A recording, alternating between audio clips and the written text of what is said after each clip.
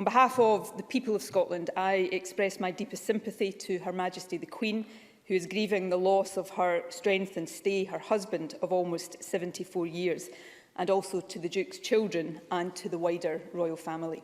As a naval officer in World War II, he was mentioned in dispatches for his part in the Battle of Matapan.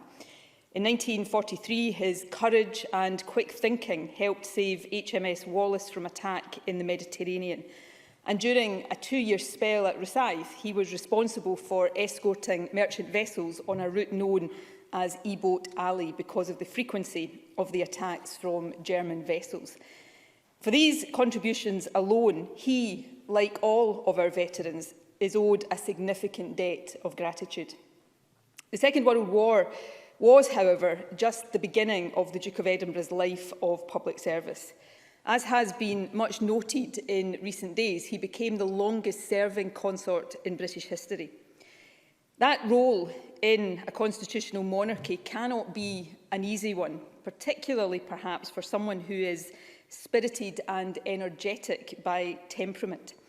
And of course, he faced the additional challenge of being the husband of a powerful woman at a time when that was even more of an exception than it is today. Prince Philip was, without doubt, a devoted consort to the Queen. But of course, he also carved out a distinctive individual role.